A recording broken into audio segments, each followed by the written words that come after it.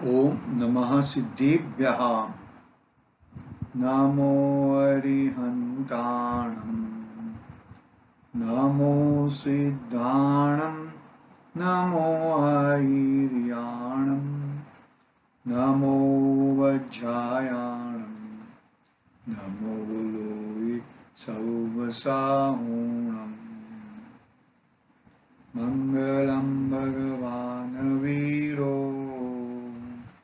मङ्गलं गौतमो गणे, मङ्गलं कुन्दकुण्डार्यो, जैनधर्मो सुमङ्गलम्। सर्वमङ्गलमङ्गलं सर्वकल्याणकारकम्, प्रधानं सर्वधर्माणां, जैनं जयतु शासनम्, जैनं जयतु शासनम्। चेतिले चेतन, चेत्या विना केम चालसे।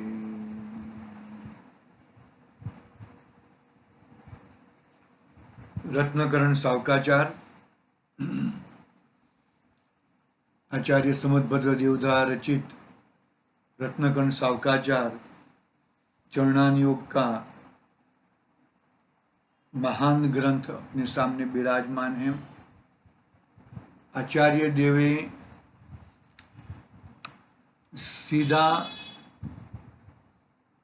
पहला अधिकार में सम्यक दर्शन अधिकार नाम देकर सम्यक दर्शन की चर्चा करना प्रारंभ किया। पहला ये बता दिया कि तत्वार्थ श्रद्धानम सम्यक दर्शनम, तो वो आ गया मोक्ष में, अपना मोक्ष शास्त्र में, तत्वार्थ सूत्र में। लेकिन यहाँ पर सच्चे देव गुरु शास्त्र का श्रद्धान, उसी का नाम सम्यक दर्शन है। सच्चे देव गुरु शास्त्र का श्रद्धान वो सम्यक दर्शन है। उसका कहने का भावार्थ, उसके पीछे तात्पर्य यह है कि तू देवशास्त्र गुरु का सच्चा श्रद्धान करेगा, यही सच्चे देवशास्त्र गुरु है, यही मेरे देवशास्त्र गुरु है, ऐसा तू तत्व श्रद्धान करेगा तो जरूर तेरा कल्याण होएगा। कल्याण होएगा इनके, तुझे तेरा एक सैंपल सामने खड़ा होएगा। तुझे कंपैरिजन करनी है तो तू कंपैरिजन कैसे करेगा कि सैंपल खड़ा होएगा। ये सैंपल खड़ा होएगा तो सैंपल के आधार से तू अपना कंपैरिजन करता रहेगा। समझ में कितनी मतलब जबरदस्त बात है ये। सच्चे देव, बरोबर, सच्चे देव यानी कि अरिहंत परमात्मा, सिद्ध परमात्मा, बरोबर, सच्चे शास्त्र, उनके द्वारा रचे हुए आगम और गुरु, आचार्य, उपाध्याय और सर्वसाधु, ऐसे गुरु का श्रद्धान मतलब तुझे ऐसी प्राप्ति करनी है, ऐसा उसका नाम ऐसा होता है। बहुत गहरी बात है, जरा थोड़ा सोचने जैसी बात है। देखो, हम सम्यक दर्शन के 8 अंग की बात चल रही थी। इसमें दूसरा अंग निकांक्षित अंग की बात कर रहे थे हम। निकांक्षित अंग 12वां छंद पढ़ लेते, छंद एक बार पढ़ लेते हैं। कर्म परवसे शांते, दुःखीरन्तरितोदये, पाप बीजे सुखे नास्ता, श्रद्धाना काक्षणा स्मृता। देखो क्या कहते हैं इसके अंदर कि कांक्षा, मुझे किसी चीज की इच्छा, मुझे किसी चीज की इच्छा करना, मुझे और कार्य करना, वो कोई मायने में सही नहीं लगता। इच्छा के बिगर, इच्छा की बिगर, इच्छा यानी कि आकांक्षा, मुझे इससे ये मिल जाए, ऐसी भावना से काम करोगे तो गड़बड़ गड़बड़ गड़बड़ होएगी। यहाँ पे तो बहुत जबरदस्त परिभाषाएं दी है। देखो मैं आगे पढ़ता हूँ। हम लोगों ने कल कहाँ तक पढ़ा था? हम्म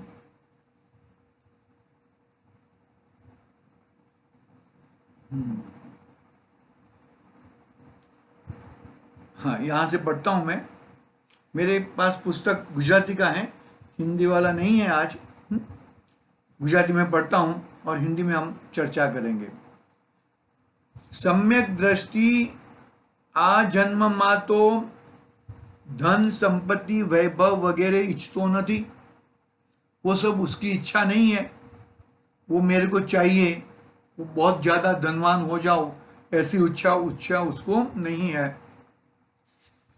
और परलोकમાં પણ ઇન્દ્રપણું, ચક્રીપણું વગેરે કદી ઈચ્છતો નથી। क्या कहा? इस भाव में भी धन संपत्ति मुझे मिल जाए, मैं बहुत पैसे वाला हो जाऊं, ऐसी इच्छा नहीं है। एक बात। दूसरी बात, इस लोक में और परलोक में, परलोक में मेरे को इंद्र पद मिल जाए, चक्री पद मिल जाए, नारायण पर वो हो जाऊं मैं, बलभद्र यानी कि 63 तला का पुरुषों में मेरा नाम आ जाए, ऐसी भी इच्छा उसको होती ही नहीं है। आ इंद्रियना विषयों तो थोड़ा समय माटे छे, परंतु तेनु फળ असंख्यात काળ સુધી નરકના દુઃખ અને અનંત કાળ સુધી તિર્યંચ વગેરે ગતિઓમાં મહાદરિદ્રી, મહારોગી તથા નીચ ગુણના મનુષ્યોમાં અનેક જન્મ ધારણ કરીને ભોગવવા પડે છે। मतलब इंद्रिय सुख की भी वांछा नहीं है। भाई संभालना अपने आप को। नहीं संभल पाओगे तो फिर तैयार हो जाओ, तैयार हो जाओ भाला खाने के लिए, तैयार हो जाओ।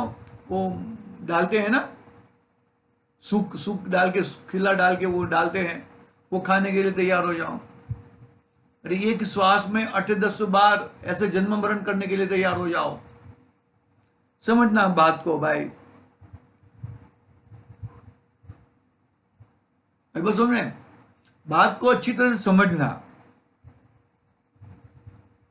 नीच कुल के मनुष्य हो जाओगे, अनेक जन्म मरण धारण करके वो तेरे को भुगतना पड़ेगा। देखो आ जगत में जीवोने मोहना उदयथी आशा अने शंका निरंतर बनी रहे छे। आशा ઈચ્છા કરવાથી કંઈ પ્રાપ્ત તો થતું નથી। સૌ જીવો પોતા માટે દરરોજ ધનની પ્રાપ્તિ, નિરોગતા, કુટુંબની વૃદ્ધિ, ઇન્દ્રિયોનું બળ, પોતાની મોટાઈ ઈચ્છે છે, પરંતુ ચાહ કરવાથી કંઈ થતું નથી। वो चाहेगा और तेरे जो मिल जाएगा, वो बात में कोई दम नहीं है। तू चाह ना करेगा और तुझे मिल जाए, ऐसा पॉसिबल ही नहीं है। ये तो कैसा है कि मैंने ये कार्य किया है, मैं भगवान की पूजा कर रहा हूँ, मैं स्वाध्याय कर रहा हूँ, तो मुझे पुण्य बंद होएगा और पुण्य बंद के फल में मुझे ये प्राप्त हो जाए। आत्मा की प्राप्ति की बात नहीं करता, वो मिथ्या दृष्टि है। और सम्यक दृष्टि तो हर चीज में आत्मा को आगे करता है, अपना ज्ञान स्वभावी आत्मा को आगे करता है। तो पर द्रव्य की, अरे वो तो ऑटोमेटिक आने वाला है।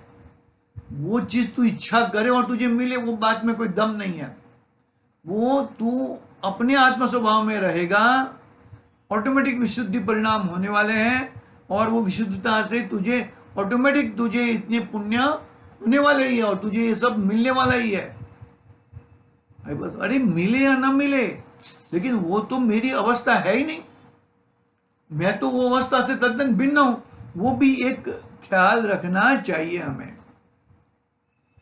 वो मिलता ही है। सम्यक दृष्टि कभी नीच गति में जाता नहीं है। कभी कभी जाना पड़ा नरक में, यदि पहले पूर्व में टांका बांध दिया है, आयु कर्म बांध दिया है, तो नरक में जाना पड़ा तो जाना पड़ा। हमारे श्रेणी के राजा महाराजा है ना, उनके जीव अभी नरक में है, महापद्म नाम के प्रथम तीर्थंकर होने वाले हैं। कहने का भावार्थ क्या है इसमें कि तू चाहना छोड़ दे।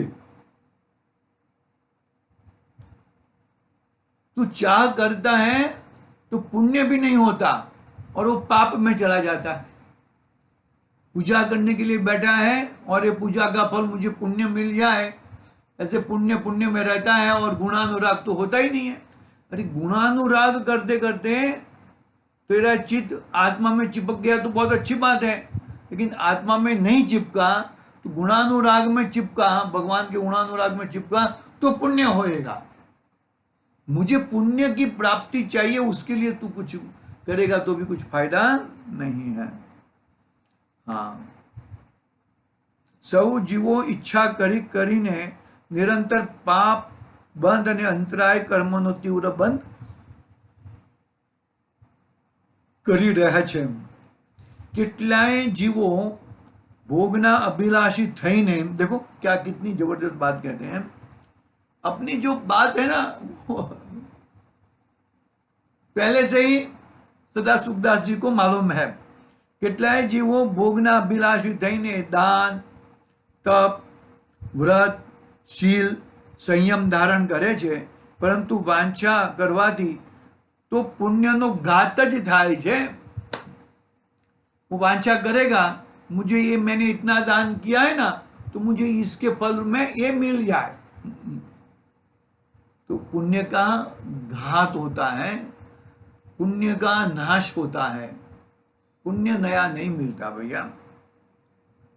पुण्यनो बंध तो निर्वांछक ने ज थाय छे। हमको पुण्य करने के भी ठिकाने नहीं है। कल बोला था हमने, कल बात कही थी, पापानुबंधी पाप, पापानुबंधी पुण्य, पुण्यानुबंधी पाप और पुण्यानुबंधी पुण्य। कल एकदम बात बताई थी ये सब बातें। ये बात को समझो जरा भाई, कहां पे तुम खड़े हो और तुम्हें क्या करना है वो बहुत अच्छी तरह से समझ लो भैया।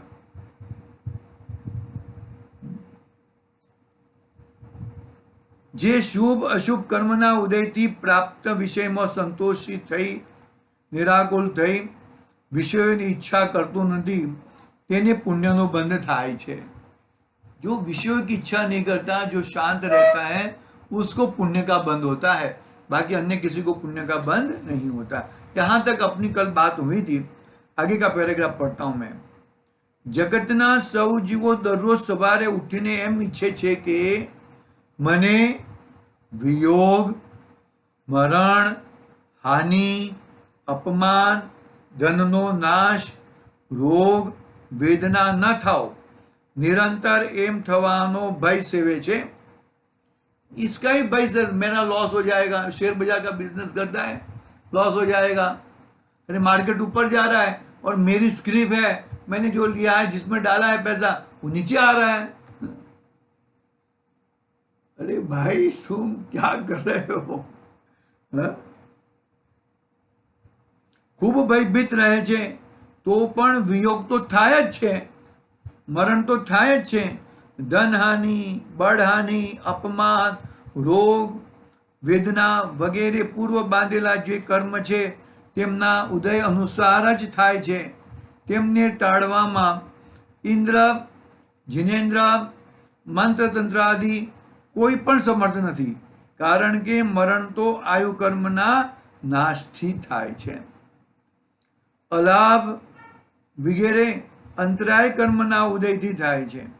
रोग वेदनीय आदि असाता वेदनीय कर्मना उदयथी बंधायेला थाय छे अने कर्मने दूर करवामां, मेळवी देवामां, फेरवी देवामां कोई देव, दानव, इंद्र आदि समर्थ नहीं। कुछ भी चेंज करने में किसी की समर्थता नहीं है। तूने जैसे कर्म बांधे हैं ऐसे तेरे उदय में आएंगे। कोई कुछ किसी का कुछ कर सकता नहीं है भैया। कोई करने के लिए, हेल्प करने के लिए जाए, उल्टा गड़बड़ हो जाए।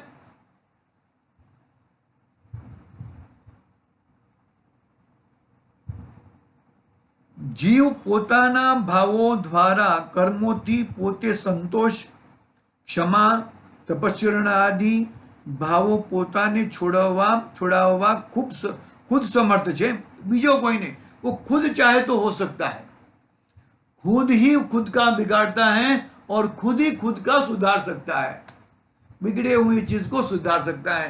खुद में ही इतनी ताकत है और किसी में कोई ताकत नहीं है। ऐसा दृढ़ निश्चय द्वारा श्रद्धा का धारी निशंक निर्वांछक सम्यक दृष्टि होता है। किसी भी इच्छा निकांक्षा, किसी भी चीज की आकांक्षा नहीं है। देखो आगे पढ़ते हैं। अव्रति गृहस्थना सम्यक्त्वना विषयमो विचार। क्या कहें? अव्रति गृहस्थ, अव्रति यानी कि पंचम गुणस्थान वर्ती नहीं, चौथे गुणस्थान वर्ती, एना सम्यक्त्वना विषयमो विचार करते हैं। हमें क्या लगता है कि सम्यक दृष्टि हो गए तो ये नहीं करना चाहिए, वो नहीं करना चाहिए, ये नहीं, वो नहीं, वो नहीं, उसको तप करना चाहिए, वो, अरे वो सब बात की बात है भाई। छठे सातवें गुणस्थान में झूलते मुनिराजों को तप होता है। सम्यक दृष्टि जीव तो अपने जैसा ही रहता है। व्रति पंचम गुणस्थान वर्ती जीव को भी कुछ कुछ मर्यादा रहती है। बाकी क्योंकि देखो श्रद्धा का दोष बहुत बड़ा दोष है, चारित्र का दोष धीरे धीरे धीरे धीरे धीरे कम होएगा, हटेगा। चारित्र पूर्णता कब प्रकट होएगा? चौथे गुणस्थान में श्रद्धा पूरी हो जाती है, सम्यक्त्व नाम पाती है। चारित्र पूर्ण कब होएगा? 12वें गुणस्थान के अंत में वितरागता पूर्ण प्रकट होते ही, और ज्ञान गुण 13वें गुणस्थान में पूरा होएगा। समझ में आएगी नहीं बात भाई?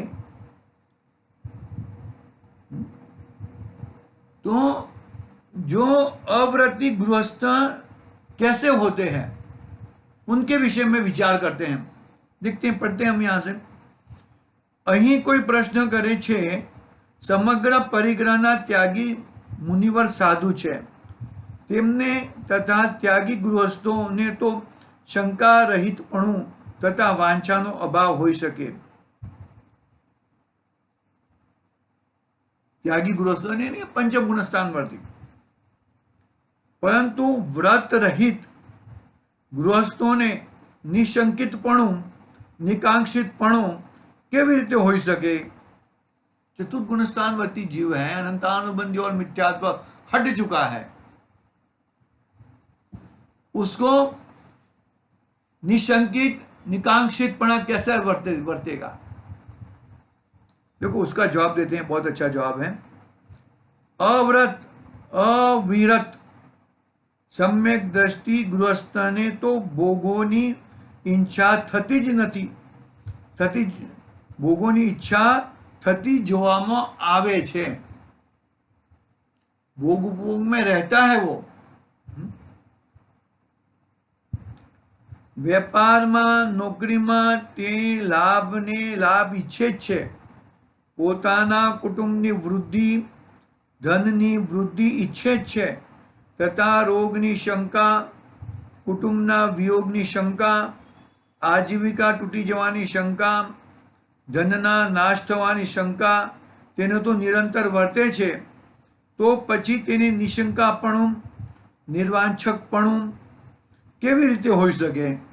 ये सब तो दिखता है, अज्ञानी को भी दिखता है, मिथ्या दृष्टि को भी दिखता है और सम्यक दृष्टि को भी दिखता है। तो फर्क क्या भाई?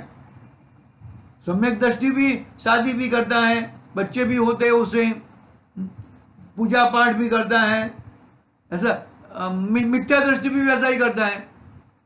तो फिर सम्यक दृष्टि और मिथ्या दृष्टि में अंतर क्या? पकड़ में आएगा ही नहीं बात।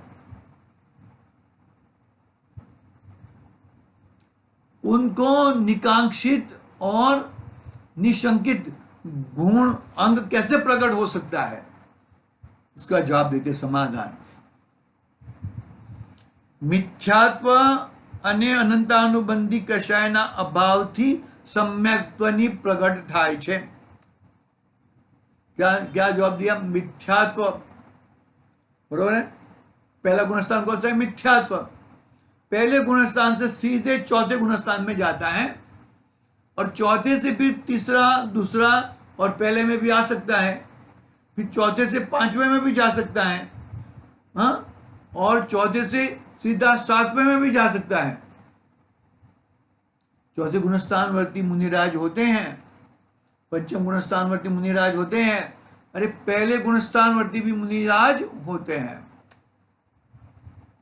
वैराग्य आ गया, लेकिन श्रद्धा पक्की नहीं हुई है अभी तक, श्रद्धा बाद में करेंगे, ऐसा भी होता है, पॉसिबल है।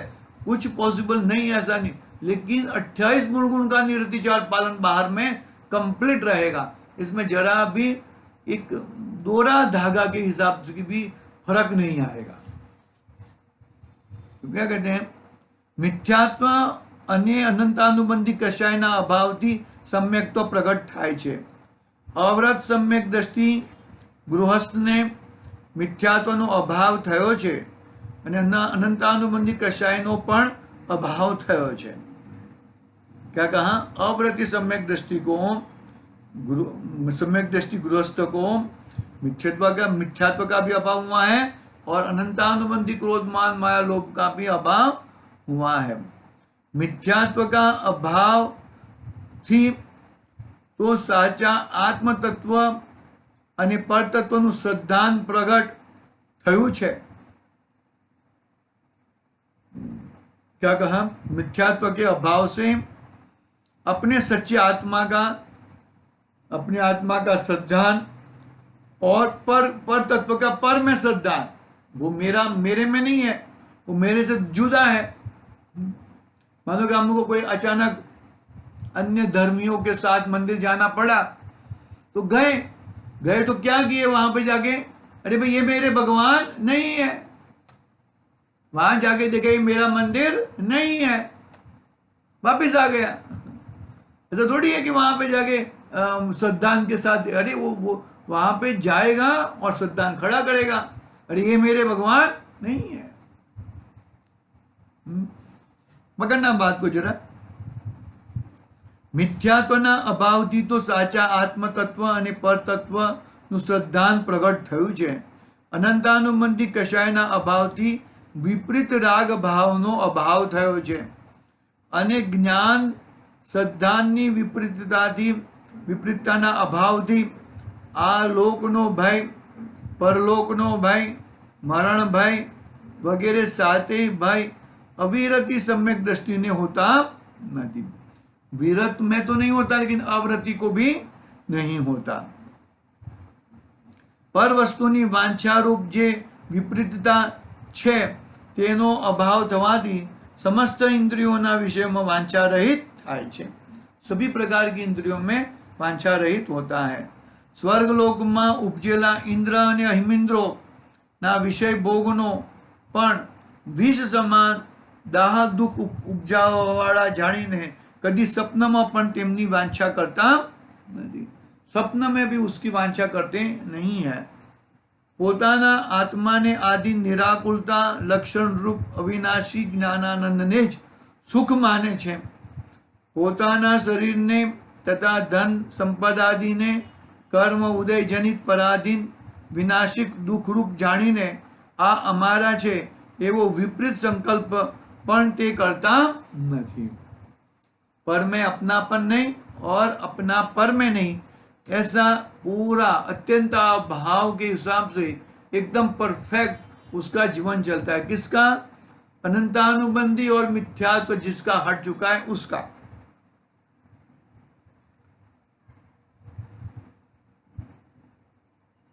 साथे भय नहीं रहता, वो सब है। देखो, अनंतानुबंधी कषायना उदय थी उपजता विपरीत खोटा भय, शंका, पर वस्तु में वांछा, ये अविरति सम्यक दृष्टि ने कदापि होता नहीं। जिसको अनंतानुबंधी कषाय और मिथ्यात्व है उसको भय हमेशा रहता है, शंका हमेशा रहती है, पर वस्तुओं की वांछा हमेशा रहती है, और अविरति सम्यक दृष्टि उसको होता नहीं है। परंतु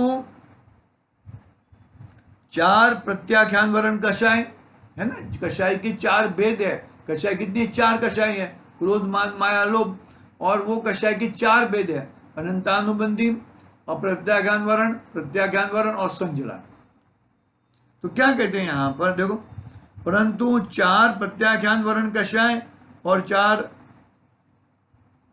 अप्रत्याख्यान वर्ण कषाय, चार प्रत्याख्यान वर्ण कषाय और चार संजलन कषाय तथा हास्य, रति, अरति, शोक, भय, जुगुप्सा, स्त्रीवेद, पुरुषवेद, नपुंसकवेद એ 21 કશાયો ના તીવ્ર ઉદયથી ઉપજેલા રાગ ભાવના પ્રભાવથી ઇન્દ્રિયોના દુઃખનો માર્યો અશક્ત છે, તેથી તેમનો ત્યાગ કરતા પરિણામ કાંપે છે.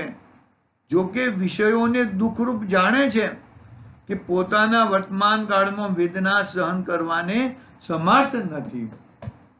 पूरा बैलेंस के साथ चलता है वह सम्यक दृष्टि जीव.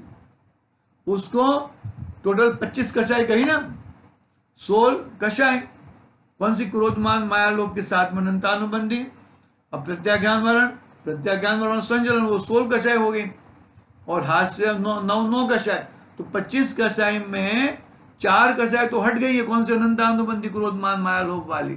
बाकी 21 कषाय बरोबर वर्तती है, और उसके हिसाब से राग भाव अभी आता है, और उसके इंद्रियों का दुख भी, इंद्रियों से सुख प्राप्त करना है. हाँ, इंद्रियों का दुख का मारा अशक्त है. इंद्रिया से सुख नहीं होता है, उसको भान है ऐसा, लेकिन इंद्रिया रहती है, इंद्रिया के हिसाब से अपना जीवन चलाता भी है. देखो, इंद्रिया को छोड़ने से उसका हृदय कंपायमान हो जाता है.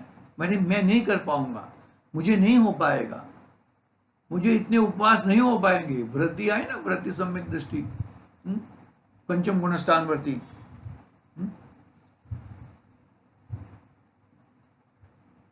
તેથી તેમનો ત્યાગ કરતા પરિણામ કાપે છે.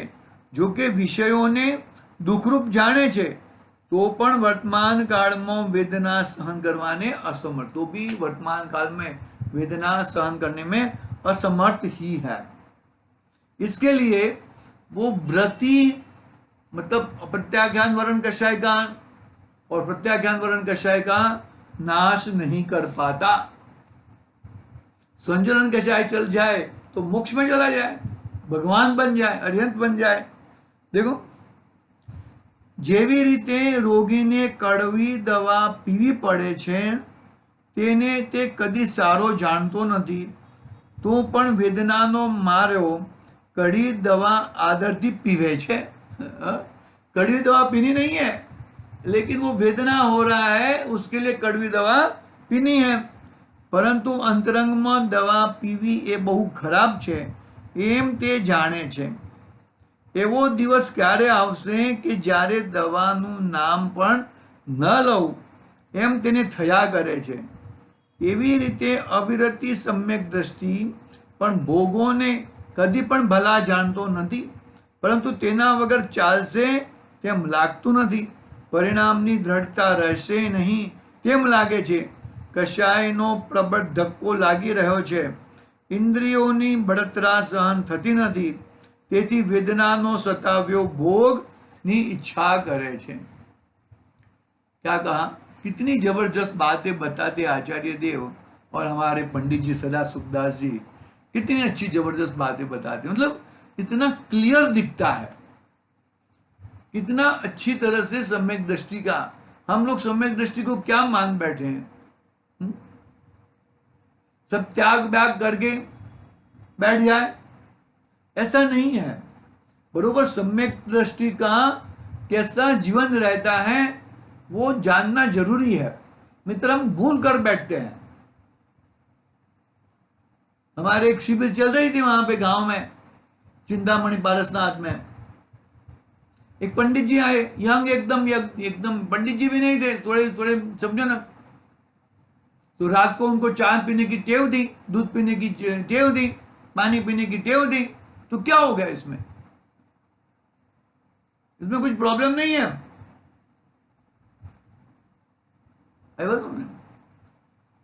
अरे रात्रि भोजन त्याग है, बरोबर त्याग होना चाहिए, लेकिन वो भी यंग है, छोटे हैं। वो सब लोग बोलने लगे उनको, अरे आप तो पंडित जी और वो है। अरे क्या ये सब क्या लगा के रखा है आप लोगों ने? ऐसा नहीं होता है जीवन में, इस तरह से ऐसा किसी को वो नहीं करना चाहिए। शांति से कभी किसी की भूल है ना, शांति से बताया जाए, वो भी कान में जाके। अपनी भूल जग जाहिर करो, दूसरे की भूल को जग जाहिर मत करो। लगे तो उसको कान में जाके बोलो कि भाई ये भूल दिख रही है आपकी। उदाहरण है सेठ जी का, और वो बाल ब्रह्मचारी, ढोंगी बाल ब्रह्मचारी आया था, ब्रह्मचारी बन के मूर्ति लेके गया। सेठ जी ने कहा कि ये बाल ब्रह्मचारी का अपमान होएगा, कोई उसके ऊपर, और दूसरे जो सच्चे बाल ब्रह्मचारी हैं उनके वो भरोसा नहीं करेगा। तो सेठ जी ने अक्ल का यूज किया और कहा कि ये मूर्ति मैंने यहां पे मंगाई थी, इसके लिए वो लेके आया है।